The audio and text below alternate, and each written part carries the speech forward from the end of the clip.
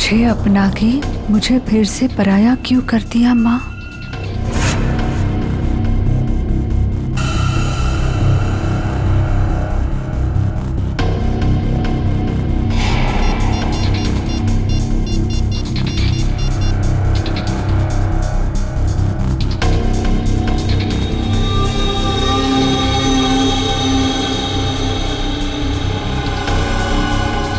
क्या आपने मुझसे कभी प्यार नहीं किया माँ?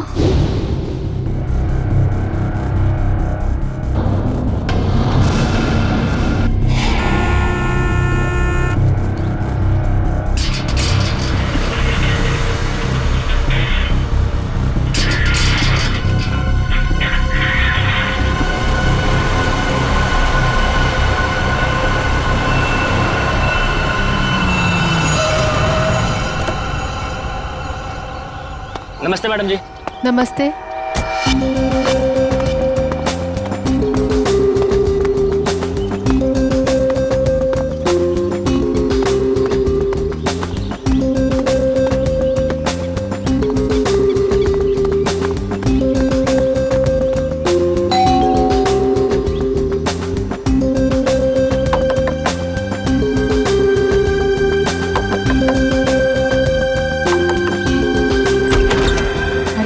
दरवाजा कैसे खुला है? विनीता, विनीता, विनीता, कहाँ हो तुम? सो रही हो क्या? विनीता।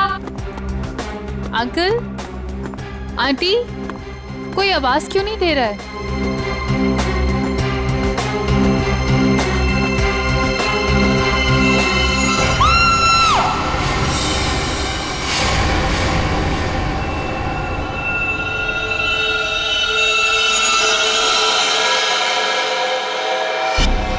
काफी खून बहा है सिर से,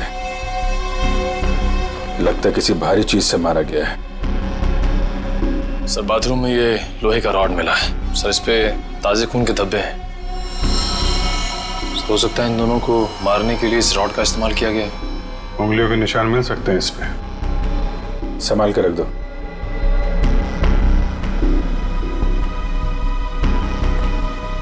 वैशाली जी, आपने सबसे पहले देखा लाशों को?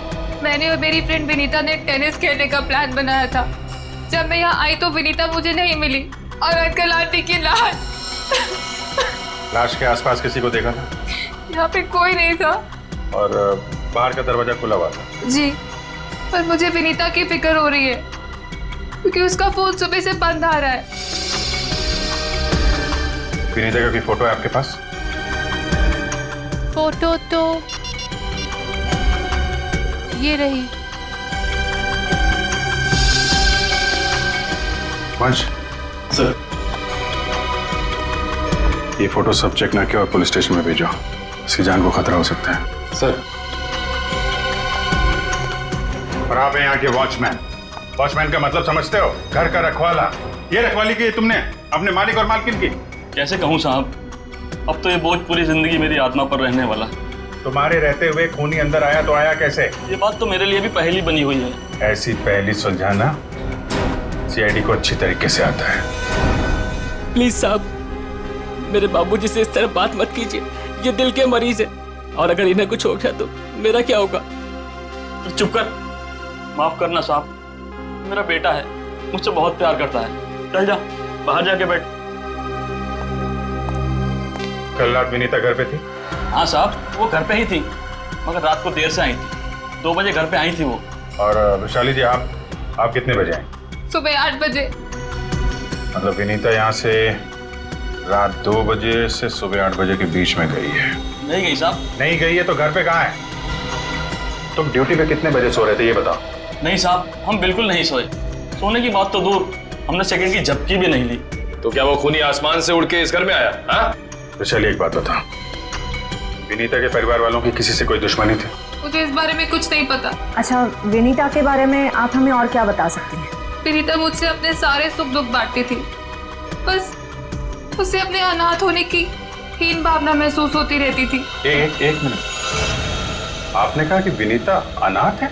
अंकल आंटी ने उसे गोद ले रखा था। अच्छा, विनीता का सुरेश जी और उनकी पत्नी के साथ कैसा संबंध था? बहुत अच्छा था, जैसे कि उसके सगे माँ बाप हो। पर विनीता से वो एक ही बात से नाराज होते थे। कौन सी बात? रोहन। ये रोहन कौन है? वो सुरेश अंकल के दोस्त धनराज जी का बेटा था। उससे विनीता बहुत प्यार करती थी, पर इन्हें ये रिश्ता जरा भी मंजूर नहीं था। रोहन ठीक आदमी नहीं था क्या? एक नंबर का शराबी। उसकी शराब पीने की लत की वजह से उसके माँ बाप ने उसे जायदाद से बेदखल कर दिया था। शराब पीने के बाद उसे कुछ भी होश नहीं रहता। एक बार तो उसने मेरे सामने इतना बड़ा ड्रामा क्रिएट किया था। विनीता दरवाजा खोलो, खोलो दरवाजा। मैंने कहा दरवाजा खोलो वरना मैं दरवाजा तोड़ दूंगा। रोहन, मैं तुमसे अभी कोई बात नहीं कर सकती, प्लीज चले जाओ यहाँ से। मुझे अभी बात करनी है, मुझे इसी वक्त बात करनी है। खोलो दरवाजा, खोलो। साहब बिटिया ने मना किया ना, वो आपसे नहीं मिलना चाहती है, आप जाइए यहाँ से। विनीता, ये क्या कर रही हो? दरवाजा मत खोलो। मुझसे इस तरह से बात करने वाला चला। हाँ विनीता, तुम्हारे पापा एकदम सही कह रहे हैं। अभी वो होश में नहीं है, दरवाजा मत खोलना। और अच्छे से समझा दे कि दोबारा मुझसे पंगा ना ले। हट विनीता। ये क्या ड्रामा लगा रखा है रोहन? चलो अभी चलो यहाँ से। अरे और माफी मांगो इनसे। सॉरी सॉरी वॉचमैन अंकल, मुझसे गलती हो गई। ये मेरी बदतमीजी की कीमत। दारू पी के तुम कुछ भी करते हो ना, कुछ भी बकते हो। चलो यहाँ से, चलो रोहन।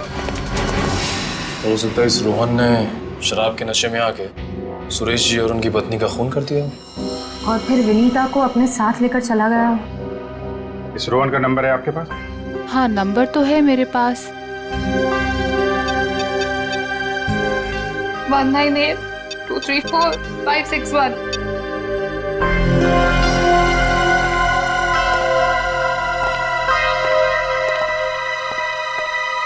रोहन का फोन भी बंद आ रहा है। सर, एक बात समझ में नहीं आ रही है। अगर वो खूनी मेन गेट से अंदर नहीं आया तो फिर कहाँ से आया? घर को चेक करते हैं।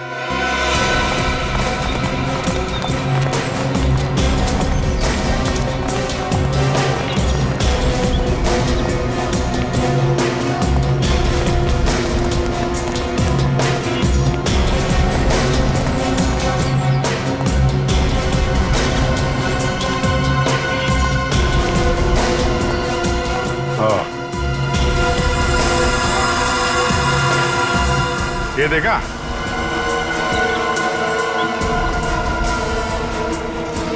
लगता है खूनी यहाँ से अंदर आया और फिर यहीं से बाहर भाग गया। सर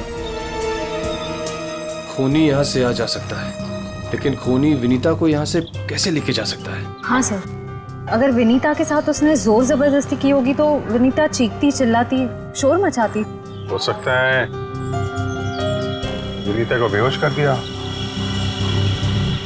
इसके पहले उसे कुछ हो, हमें उसे ढूंढना होगा और इस रोहन से भी मिलना पड़ेगा।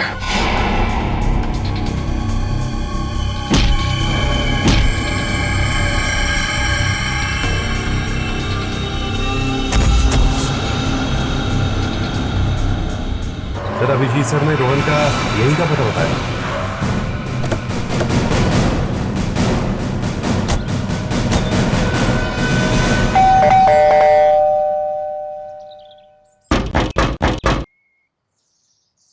सर, ये रोहन वाकई में अंदर नहीं है या फिर जानबूझ के दरवाजा नहीं खोल रहा है? अभी पता चल जाएगा।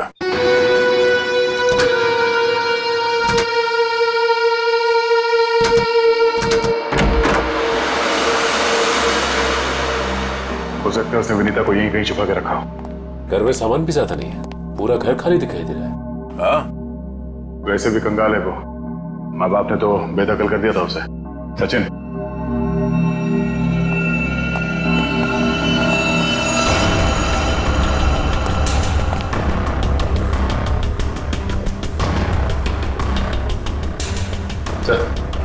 यहाँ तो कोई भी नहीं, ना ही विनीता और ना ही रोहन। हो सकता है उसने अपना ठिकाना बदल दिया। काम करो, घर की तलाशी लो, कोई ना कोई सुराग जरूर मिलेगा।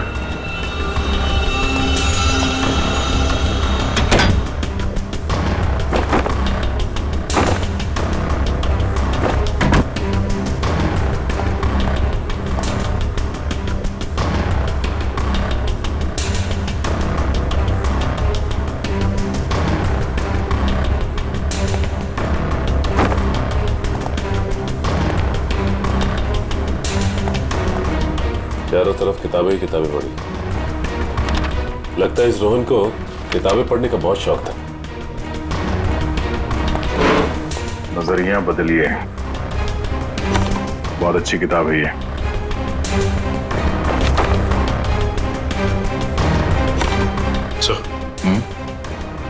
ये देखिए, इस डस्टबिन में ये दस्ताने पड़े थे। लगता है किसी ने अभी भी जलाया। मतलब इन दस्तानों का इस केस से कुछ लेना देना है।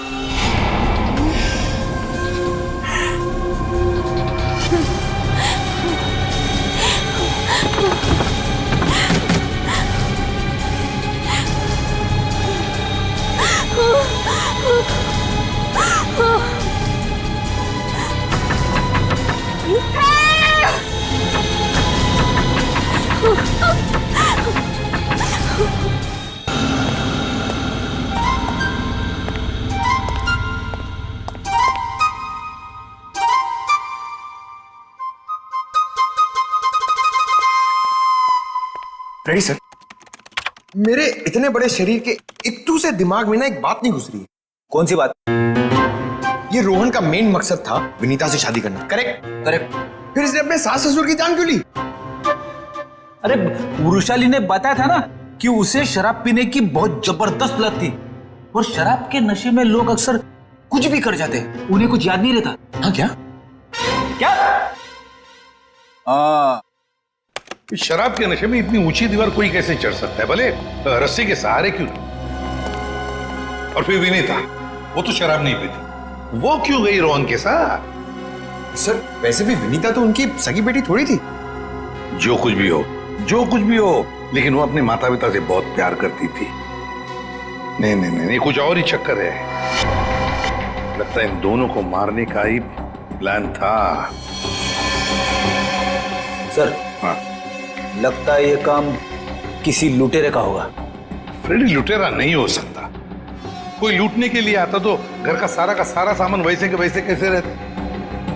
नहीं नहीं, ये मुजरिम जो भी है ना, उसका एक ही मकसद था, इन दोनों को खत्म करने का। सर, हाँ, एक बहुत ही हैरान कर देने वाली बात पता चली है। क्या? सर विनीता ने 1 हफ्ते पहले फायर ब्रिगेड में फोन किया था, और ये रही उस फोन कॉल की audio clip. Hello fire brigade, मेरे घर में आग लगी है, प्लीज जल्दी किसी को भेज दीजिए। मेरा एड्रेस है 603 हर्ष विहार शांति नगर। लेकिन सर जब फायर ब्रिगेड वाले उनके घर पहुंचे तो विनीता की मम्मी माला जी ने उन्हें ये कहकर वापस भेज दिया कि वहां कोई आग वाग नहीं लगी है। हाँ, उसके घर में तो कोई आग लगने का निशान भी नहीं मिला। अरे झूठ क्यों कहा उसने? यही बात तो समझ में नहीं आ रही। फायर ब्रिगेड वाले ने खुद देखा था स्टोर रूम से धुआं निकलते हुए। उसने अंदर जाना भी चाहा, लेकिन माला जी ने उसे रोक दिया। माला जी ने फायर ब्रिगेड वाले को अंदर जाने से रोक दिया? क्यों? कुछ और ही चक्कर है।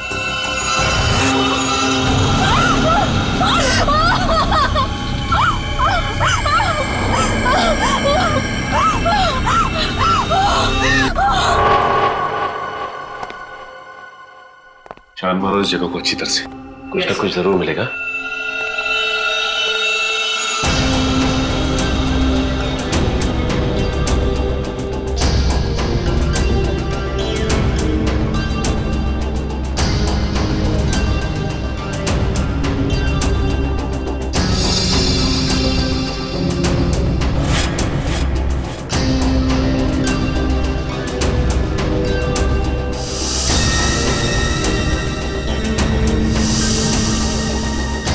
ये क्या हुआ सर? सीलिंग पे पेंटिंग बनाई। बड़ी ही अजीब बात है। देखते।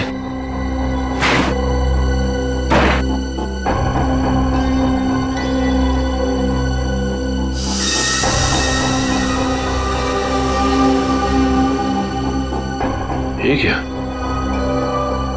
ये तो लगता है धुएं से बना हुआ निशान है, जलने की वजह से। मतलब सर फायर ब्रिगेड वाला सही कह रहा था, यहाँ पे आग तो जरूर लगी है। सर इस पेंटिंग से जली हुई सीलिंग को अच्छी तरह छुपाने की कोशिश की है। लेकिन सवाल ये उठता है कि सुरेश की पत्नी ने झूठ क्यों बोला फायर ब्रिगेड से? आखिर यहाँ पे ऐसी कौन सी आग लगी थी? सीलिंग का सिर्फ यही वाला हिस्सा जला।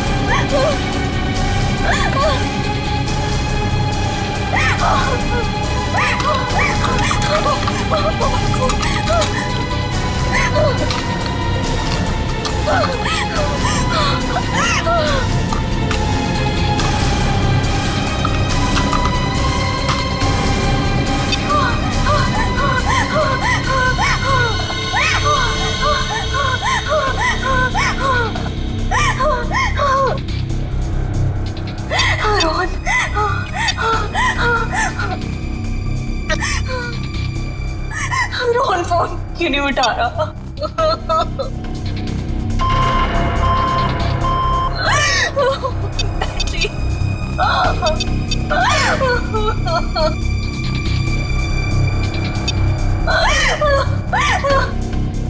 वैशाली पे फोन नहीं उठा रही।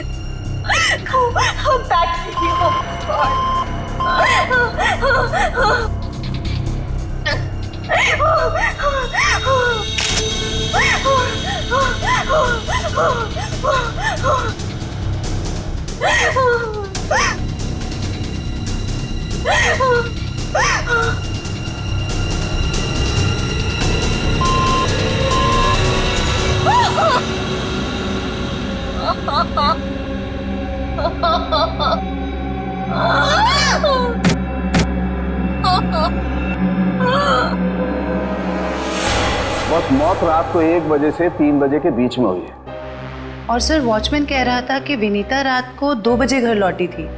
सर अगर खून उससे पहले हुए होते तो वो चीखती चिल्लाती या बाहर जाती। मतलब खून 2 और 3 बजे के बीच में हुए हैं। सालून के साहब, हमें जो लोहे का रॉड मिला था उसके ऊपर से खूनी के उंगलियों के निशान मिले या नहीं? नहीं, बस कोई उंगलियों के निशान नहीं मिले। नहीं मिले? रोहन के घर में से हमें आधे जले हुए ग्लव्स मिले थे। कहीं रोहन ने वो ग्लव्स तो नहीं पहने थे ये खून करते वक्त? हो सकता है, तारिका वही चेक कर रही है। सर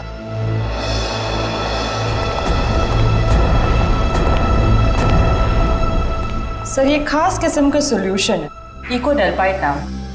अगर मैं इस सॉल्यूशन को इन दस्तानों पर डालूं तो इन दस्तानों पर जो कुछ भी लगा हुआ होगा वो अलग हो जाएगा। अरे वाह, फॉरेंसिक टेक्नोलॉजी कहां से कहां पहुंच गई है।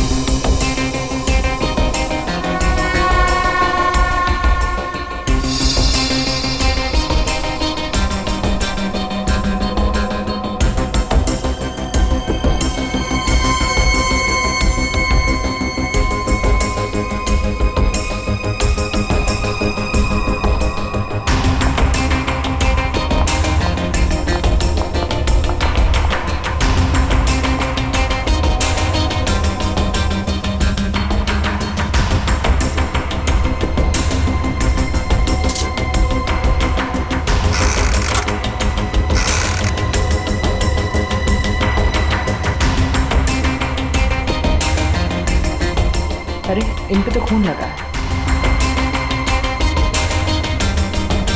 देखते हैं किसका है।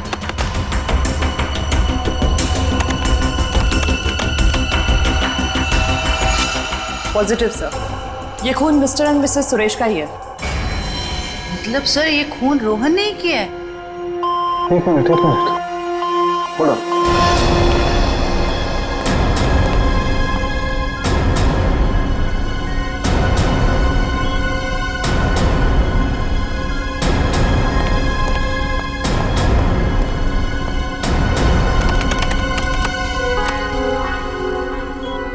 बस वो देखो दस्तानों पर ये जो दिखाई दे रहे हैं ये रस्सी के रेशे। सर कहीं ये वही रस्सी तो नहीं जो हमें विनीता के घर के बाहर मिली थी? ये डॉक्टर साहब का कंप्यूटर कैसा है? टी टी टी टी करते रहता है। बस दस्तानों पर रस्सी के रेशे के अलावा कुछ और भी है। क्या? थोड़ा वक्त दो, पता लगाता हूं।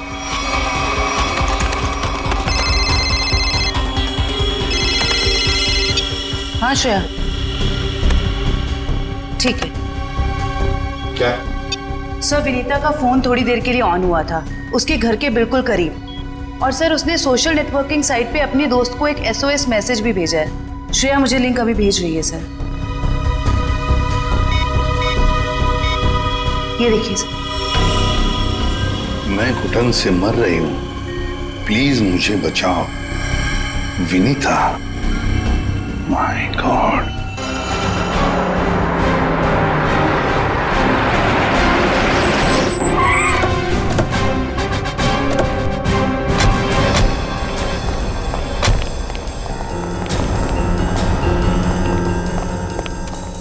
मोबाइल कंपनी ने बताया कि विनीता का फोन आखिरी बार यही ऑन हुआ था। इस घने जंगल में नेटवर्क मिला, यही बड़ी बात है। जरा देखो आसपास।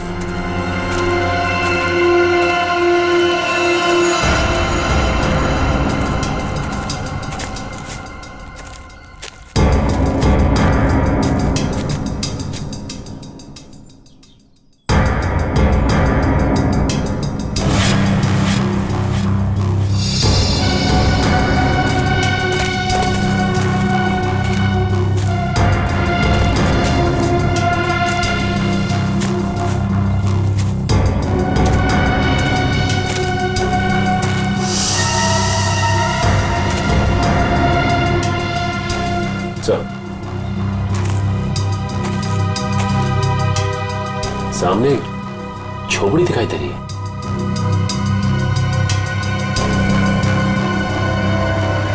दिव्या, वंश,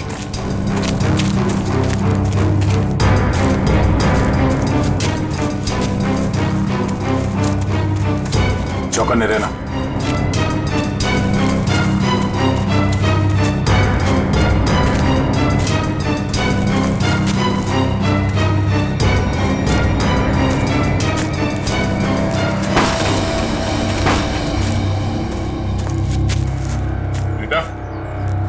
बेटा,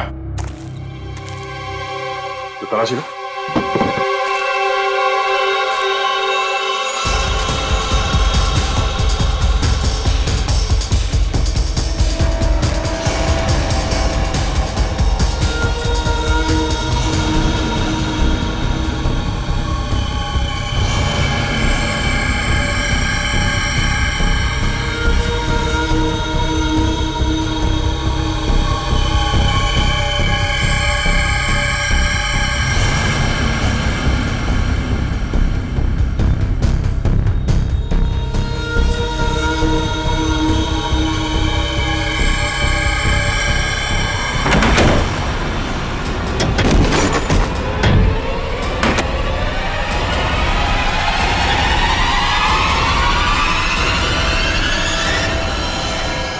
तो ये तो रोहन है। सॉरी वॉचमैन अंकल, मुझसे गलती हो गई। हम लोग सोच रहे थे कि सब रोहन का किया था, पर किसी ने इसे ऊपर पहुंचा दिया। सर कहीं ऐसा तो नहीं कि विनीता ने अपनी आत्मरक्षा के लिए इसे मार दिया? नहीं, इसे भी ठीक वैसे ही मारा है, सर पे वार करके, जैसे विनीता के माँ बाप को मारा था। खूनी को एक ही है। सोचता है कि खूनी ने रोहन को मारा और विनीता को साथ ले गया।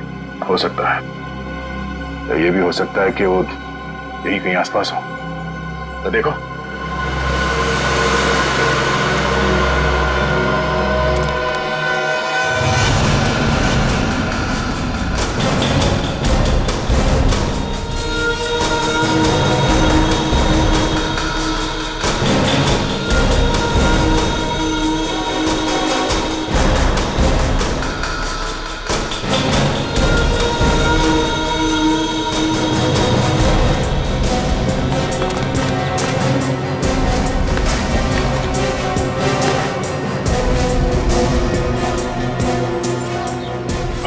आसपास भी कुछ नहीं मिला। से कुछ नहीं मिला। सर, ये देखिए, फावड़ा और कुदाल।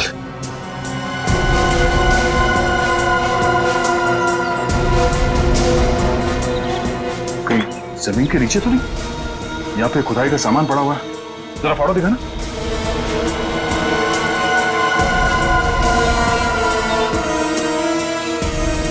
इस फावड़े पे गीली मिट्टी लगी हुई, और ये पत्ता। तो विनीता को यहाँ जमीन के नीचे रखा गया है, जंगल के किसी ऐसे हिस्से में जहाँ पे ये पत्ते मिलते हो। ढूंढो, तो देखो आसपास।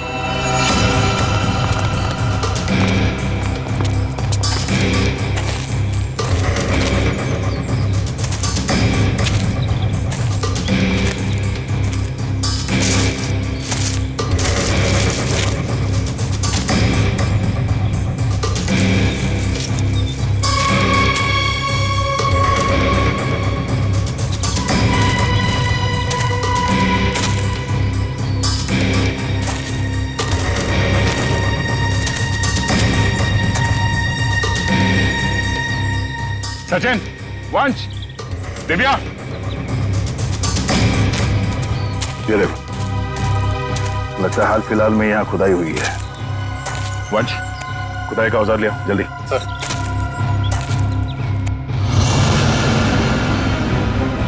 गुड, यहाँ पे खोदना शुरू करो।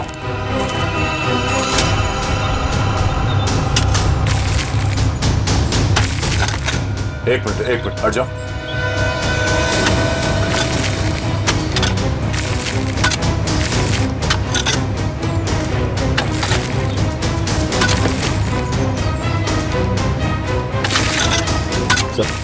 हाँ?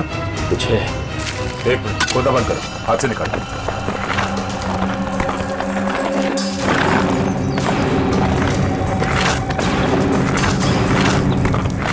तो इसके अंदर तो नहीं?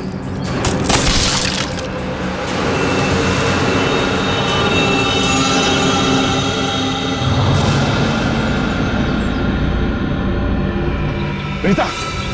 ओह नो, सांसें धीमी चल रही है, इसे अस्पताल ले जाना होगा। निकालो उसको बाहर जल्दी। हाथ दो,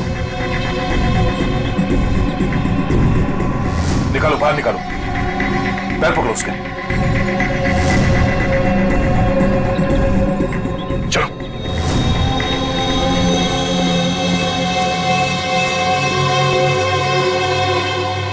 इतना समय बीत गया है, पता नहीं किस हाल में होगी विनीता। हम तो वक्त रहते उसे यहाँ ले आए, उम्मीद तो यही है कि वो ठीक हो जाएगी। ठीक भी हो जाएगी तो भी रोहन की मौत और उसके माँ बाप की मौत का सदमा पता नहीं बर्दाश्त कर पाएगी कि नहीं। मैं हमेशा कहता हूँ कि सीआईडी में सबसे मुश्किल काम यही है, किसी को किसी अपने की मौत की खबर देना। हाँ डॉक्टर साहब, कैसी है विनीता? अब खतरे से बाहर है, उन्हें होश आ गया। गुड, हम उनसे बात कर सकते हैं? हाँ, बात कर सकते हैं, लेकिन वो काफी तनाव में, बहुत देर तक कम ऑक्सीजन में रहने की वजह से फिलहाल बहुत ज्यादा कमजोर है वो। थोड़ा संभाल के ध्यान रखिएगा इस बात का। ठीक है, हम इस बात का ख्याल रखेंगे। Thank you. चलो।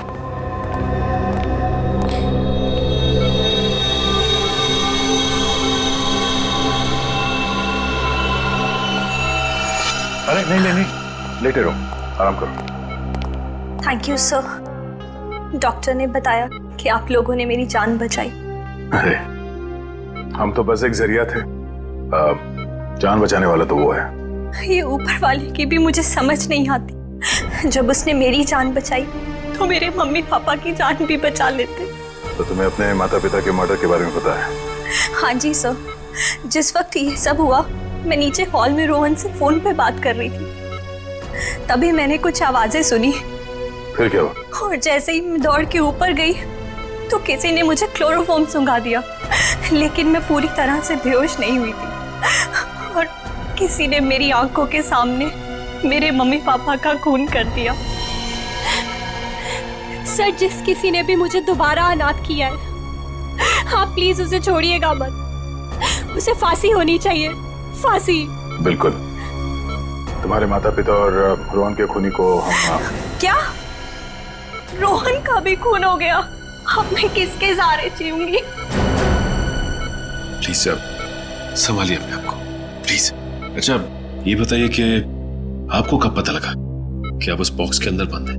जब मेरी आंखें खुली तो मैं एक घुटन भरे बक्से में थी। मुझे नहीं पता था कि किसी ने मुझे जिंदा दफन कर दिया। अच्छा विनीता, उनमें से किसी का चेहरा देखा था तुमने? नहीं सर। ठीक है। आरोप साहब, दया, वो जो रस्सी है, उस रस्सी पर मुझे भेड़ का बाल मिला है। उस रस्सी पे भेड़ का बाल मिला? हाँ दया, भेड़ का बाल। और भेड़ भी ऐसी वैसी नहीं, हिमालय पर रहने वाली भेड़। ओह, मतलब वो रस्सी किसी ऐसे आदमी का है जो हिमालय पर्वत के आसपास जाके आया है या फिर वहीं का रहने वाला है? बिल्कुल बिल्कुल। ठीक है डॉक्टर साहब, मैं आपसे बाद में बात करता हूँ। ओके। अच्छा हाँ दया, विनीता कैसी है? ठीक है, होश आ गया उसे। गुड गुड, चलो ठीक है फिर, बाय। Okay sir. विनीता, ये बताओ कि तुम्हारे आसपास में कोई ऐसा आदमी है जो हाल ही में हिमालय जाके आया था क्या, या फिर वहीं का रहने वाला हो जो यहाँ पे आया हो? सिर्फ हिमालय पे नहीं, नेपाल भी गए थे मम्मी पापा।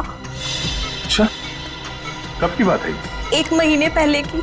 वो खुद से वहां गए थे या ये ट्रैवल एजेंट के जरिए टूर पैकेज में? टूर बुक करवाया था सर। इससे उनके पैसे भी बच जाते थे और उनके नए दोस्त भी बन जाते थे। लेकिन उन्हें नहीं पता था कि ये टूर उनकी जिंदगी का आखिरी टूर होगा। संभालो अपने आप को। विनीता, हमें उस ट्रैवल एजेंट का नंबर चाहिए। सर, विनीता के माता पिता के साथ जितने भी लोग नेपाल गए थे उन सभी से पूछताछ कर लिए। तो क्या पता चला? सर, नेपाल में एक अनाथ आश्रम है। सुरेश जी और माला जी जब भी नेपाल जाते थे वो इस अनाथ आश्रम में जरूर जाते थे। बानवीर संस्था। विनीता को भी तो यहीं से गोद लिया था माला और सुरेश ने। जी सर। हाँ, देखते जरा इनसे बात करके। हेलो, देखिए मैं एसीपी प्रद्युमन बोल रहा हूँ सीआईडी से, या मुंबई। अच्छा देखिए, मुझे माला और सुरेश के बारे में कुछ इंफॉर्मेशन चाहिए। हाँ हाँ, वो 1 महीने पहले आपके यहाँ आए थे ना? अच्छा अच्छा, तो प्लीज एक काम करेंगे आप, वो फोटोग्राफ्स हमारे सीआईडी के वेबसाइट पर मुझे भेज देंगे आप? Okay, thank you. क्या हुआ सर? किसकी तस्वीरें मंगवाई आपने? विनीता को गोद लेने से पहले सुरेश और माला ने इसी अनाथ आश्रम से 1 साल पहले एक लड़के को गोद लिया था, गोविंद नाम में। गोविंद, लगता है फोटोग्राफ्स आ गए।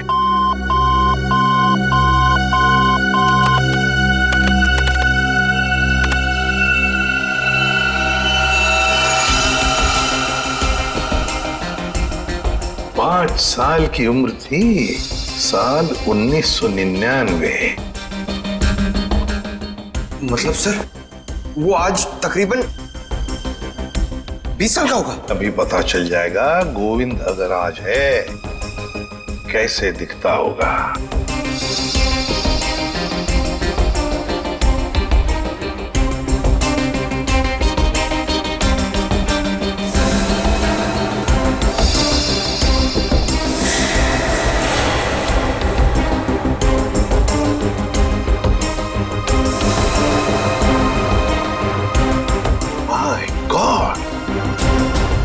माय गॉड, ये गोविंद है।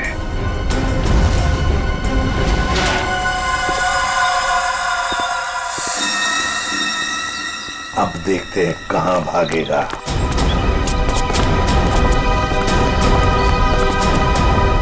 ये क्या सर, हमें देख के अंदर भाग गया है? जब गीदड़ की मौत आती है तो वो शहर की तरफ भागता है, मगर ये तो अंदर भाग गया। मगर सर, वो अंदर की तरफ क्यों भागा? वो तो पकड़ा जाएगा। ऐसे मुजरिम बाहर की तरफ भागते हैं, मगर ये अंदर भागे या बाहर, पकड़ा तो ये जाएगा ही। कहां गया ये? अभिजीत, दया सर, फैल जाओ, मैं सामने से घुसता हूं।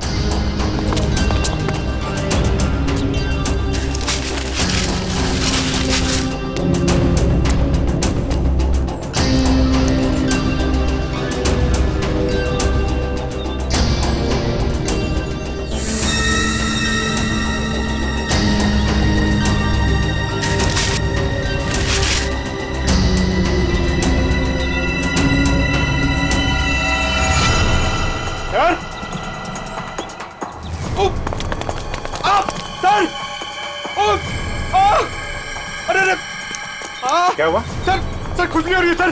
अरे खुजली कहाँ से होने लगी तुम्हें? सर बहुत तेज खुजली हो रही है सर। ये झाड़ की वजह से। अभिजीत क्या हुआ इसे? सर ये प्लांट ये बहुत गड़बड़ है, इसकी वजह से इसको खुजली हो रही है। एक मिनट अरे जल्दी से हॉस्पिटल ले संभाल के, कुछ नहीं होगा। आ जाओ आराम से संभाल के। तो जानबूझकर हमें यहाँ अंदर बुलवा लिया है, जाल रचा है उसने खुजली वाले पौधों का। संभल के रहना, यहीं कहीं छुपाई है।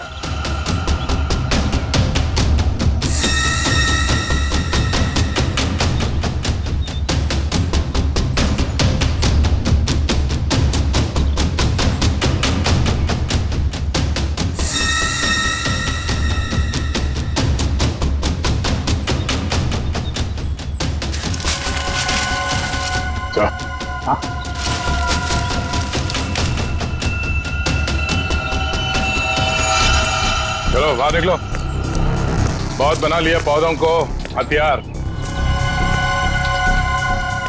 अब विदाई का समय आ गया है तुम्हारा, ससुराल चलना है। चलो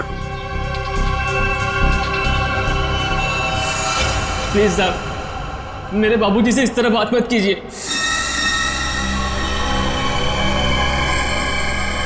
बहुत गड्ढे खोद लिए दूसरों के लिए, गिर गए ना उसी में। सर पानी मंगाइए सर, वरना मैं खुजली से मर जाऊंगा। पानी क्यों?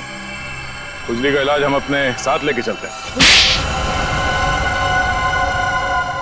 किसी औलाद के लिए अपने माँ बाप का खून करना इतना आसान नहीं होता सर, फिर चाहे वो माँ बाप सौतेले क्यों ना हो। गोद लिया था ना उन्होंने तुम्हें, फिर वॉचमैन को क्यों सौंप दिया? यही सच तो मैं भी जानना चाहता था सर, कि मुझे गोद लेने के 1 साल बाद मेरे माँ बाप को ऐसा क्या सूझा कि उन्हें लगा उन्हें एक लड़की को गोद लेना चाहिए, और मुझे फिर ऐसे ही सड़क पर छोड़ दिया और विनीता को गोद ले लिया। क्या तुम्हें सड़क पे छोड़ दिया? हाँ सर, ऐसा बर्ताव तो कोई अपने जानवर के साथ भी नहीं करता, जैसे उन लोगों ने मेरे साथ किया। वो तो भला हो मेरे बाबूजी का, जो उन्होंने मुझे रोता हुआ बस स्टॉप पर देखा और अपने साथ अपने घर ले गए, और तो मेरी अच्छी परवरिश की उन्होंने। सुरेश और माला ने पहचाना नहीं तुम्हें? नहीं सर, मैंने हाल फिलहाल में उनके घर जाना शुरू किया था। मेरे बाबूजी की उम्र हो गई थी, तो मुझे लगा मुझे नौकरी करनी चाहिए। क्या तुम्हारे बाबूजी जानते नहीं थे कि तुम उनके मालिक के बेटे हो? नहीं सर, जब मैं उन्हें मिला था तब वो वहां काम नहीं करते थे, और सर मैं इसे कोई इत्तेफाक नहीं कहूंगा, तो भगवान ने मेरे साथ इंसाफ की। तुम्हें किसने अधिकार दिया सजा देने का? सजा देने का हक सिर्फ अदालत को है। क्या तुम शुरू में ही पहचान गए थे उन दोनों को? ये बात तुम्हें मालूम कैसे पड़ी कि उन्होंने तुम्हारे साथ ऐसा किया था? नहीं पहचाना था सर। एक दिन मैं बगीचे में काम कर रहा था, तो माला मेम साहब ने मुझे घर के अंदर बुलाया था किसी काम से। विनोद! जी मेम साहब। जरा ऊपर आना, तो काम है। अभी आया। जी मेम साहब। विनोद देखो, ये पुरानी अलमारी है, इसे ठीक से स्टोर रूम में रख देना। हाँ जी मेम साहब। हाँ।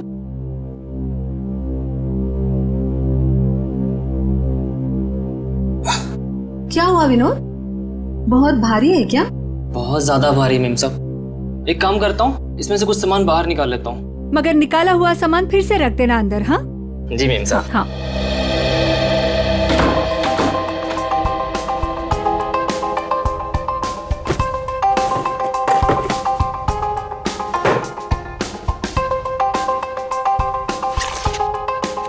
कितनी प्यारी प्यारी ड्राइंग्स हैं।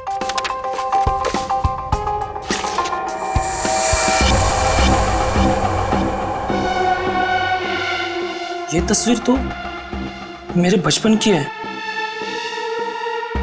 इसका मतलब साहब और मेम साहब ने मुझे गोद लिया था। विनोद कितनी देर, जल्दी करो। जी मेम साहब, बस हो गया।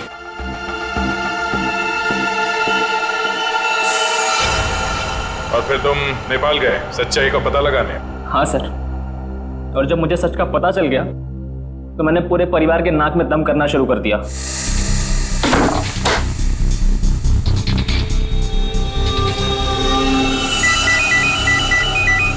किसका फोन है?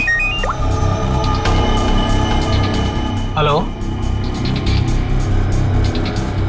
हेलो,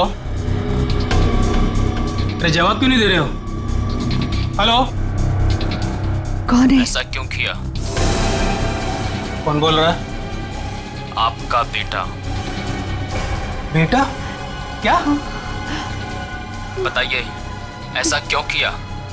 मुझे अपना बनाकर फिर से अनाथ क्यों कर दिया? देखो, ऐसी बातें फोन पर नहीं होती हैं। आमने सामने मिलो, फिर बैठ के बात करते हैं। बताइए कहाँ मिलना है? मेरे घर। ठीक है, पहुंच गया।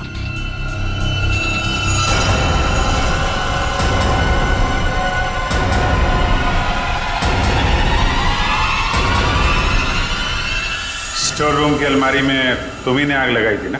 हाँ सर, पर माला जी नहीं चाहती थी कि उनकी सच्चाई दुनिया को मालूम पड़े और समाज में उनकी बेइज्जती हो, इसीलिए फायर ब्रिगेड को भी उन्होंने वापस भिजवा दिया। और रोहन? रोहन को क्यों मारा? मैं रोहन को नहीं मारना चाहता था सर, उससे मेरा कोई लेना देना था ही नहीं। मैं तो उसके घर गया हुआ था वो दस्ताने रखने के लिए, ताकि आप लोगों को दस्ताने उसके घर से मिले और आप लोग उस पर शक करें। उसने मुझे देख लिया सर, मजबूरन मुझे उसे मारना पड़ा। बदले की आग में तूने 3 खून किए, एक मासूम को जिंदा दफनाने की कोशिश भी की। ये कैसा बदला? ये बदले की आग तुम्हें फांसी के फंदे तक ले जाएगी, फांसी के फंदे तक।